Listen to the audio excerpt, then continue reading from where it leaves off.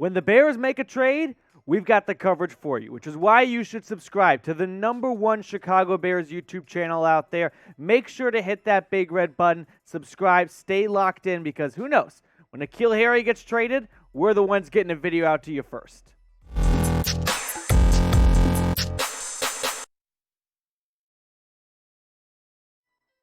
Welcome into Bears Now by Chat Sports. Matthew Peterson filling in for Harrison Graham because N'Keal Harry has been traded to the Chicago Bears from the New England Patriots. Ryan Poles addresses one of the elephants in the room on the offensive side and brings in another chance of another weapon for Justin Fields to work with in year 2. Field Yates tweeting out the details of the trade, saying the Patriots have traded Harry, a former first-round pick, keep in mind, for New England back in 2019, to Chicago for a 2024, not 2023, but a 7th-round pick. So not this upcoming draft, but next year's draft after that. So the trade details, pretty simple stuff, right? A simple N'Keal Harry for a future 7th-round pick swap. 7th-round pick. It was pretty clear right here that the Patriots were ready to move on from N'Keal Harry. The Harry experiment was not going to plan, and ultimately they just want someone to take on his first-round contract and just shake hands and move separate ways. So I think my takeaway from this would be this is a step in the right direction for Ryan Poles and Justin Fields, because you didn't see the Bears get very aggressive in free agency or in the draft to try and replace Allen Robinson to the best of their abilities, right? They did not go out and make a huge blockbuster signing for a wide receiver. They didn't address the position with their first 2 picks in the draft. They went defense. So this is at least a movement of, hey, let's try and build around our superstar quarterback, our rising quarterback in Justin Fields. I'm not sure this is actually going to pan out the way we all hope it will, but at least it's a step in the right direction, right? But what is your one-word reaction to the trade? Let me know what you're thinking down in the comments section. This is also going to be the pinned comment on today's video. So if YouTube sticks an ad break when I'm done talking, take that as an advantage and an opportunity to get in the comment section and get your votes in.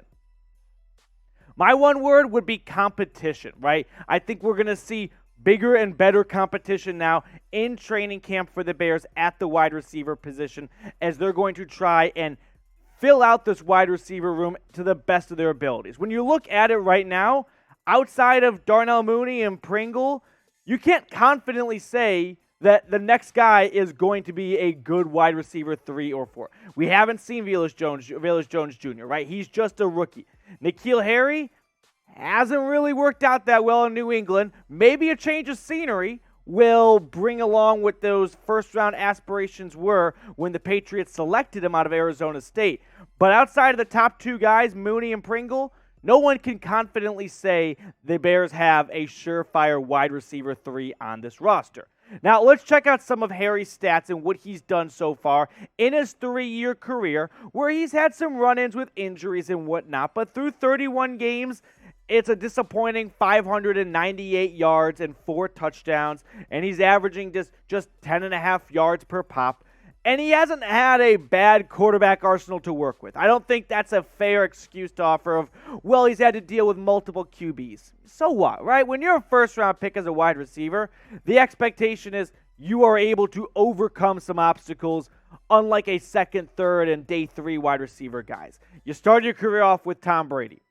It's pretty awesome, okay? Cam Newton, granted, not the best Cam we've seen back in 2020, but Mac Jones last year was probably the most consistent rookie quarterback, so it's not like he's gotten an unfair deal of hands of different quarterbacks to work with and having to bounce from one QB to another. No, he just hasn't lived up to the first-round hopes. But let's be honest, if you've ever followed Patriots drafting, it's kind of been spotty. And that's been overshadowed by 6 Super Bowl rings in the last 2 decades, but they have not had a whole bunch of success on hitting on some of their first-round picks. We've got more trade analysis and breakdown to get to in just a second, but first I want to tell everyone watching about what's going on over at Rumble. So Rumble is another video platform service very similar to YouTube, but where they differ is some of their uncensored content. So you can drop some more F-bombs and get a little more carried away over at Rumble. So I invite all of you guys watching right now to follow our Bears Now channel at Rumble by going to rumble.com/BearsNow. We're trying to reach 1,000 followers over there. Help us do so. Give us a follow today. Rumble.com/BearsNow. Links in the comments and the description of today's show.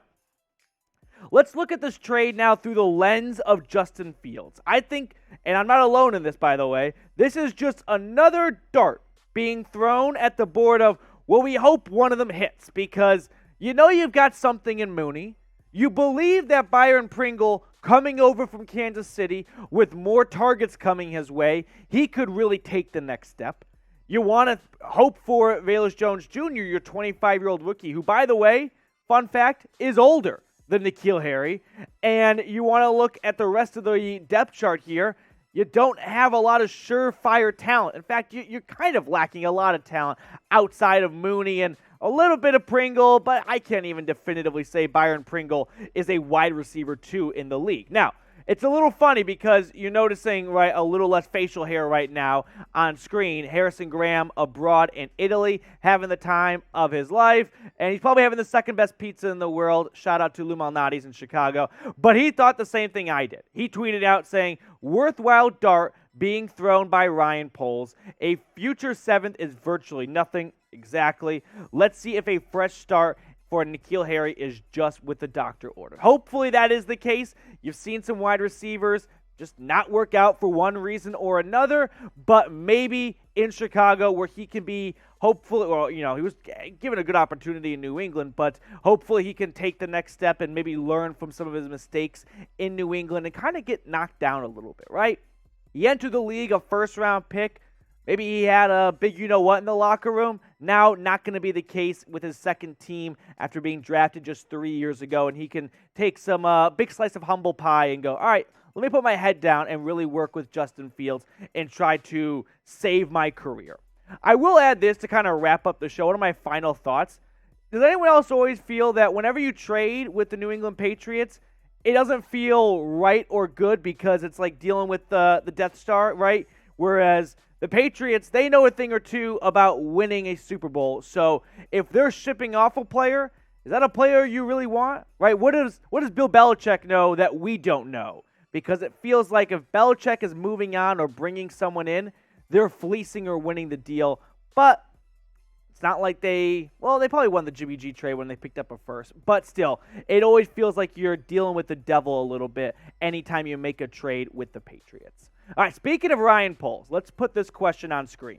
Do you trust the new Chicago Bears general manager? Y for yes or N for no. Really curious what you guys have to say about this one. If you are all in, if you trust the new head and shoulders and the new GM of the Bears. Going back to what Harrison said about a change of scenery needed. Hopefully that's all it takes for Harry. Hopefully he's like, I hate Foxborough. I don't like clam chowder. I don't like the Boston accents. Hopefully some Chicago dogs and deep dish pizza is what it takes to get this guy back on track and look like the first-round pick he was, right, when he was with the Arizona State Sun Devils, because last year he was not that guy. He was not that guy. Just 12 receptions in 12 games, a $184, and never found the end zone. 4 touchdowns in his entire career through 3 seasons. So one last time, let's go over the trade details, which are pretty cut and dry. The Bears get Harry. The Patriots receive a 2024. That's not a typo. It's not this upcoming draft, but the following draft, 7th-round pick. Virtually nothing. The Bears were almost doing the Patriots a favor by taking N'Keal Harry and his contract off their books. And it's not a big contract when you're picked late in the first round anyway. But I'll let you guys wrap up the show with this. Grade the trade. A, B, C, D, or F. What grade would you give it? It's hard to give it a bad grade because you're only giving up a 7th-round pick, so it's not like the Patriots really could ever win this deal unless that 7th turns out to be the next Tom Brady, but I'd be pretty confident. So I'll give it a B, a little bit above average, but it's not like N'Keal Harry is worthy of an A.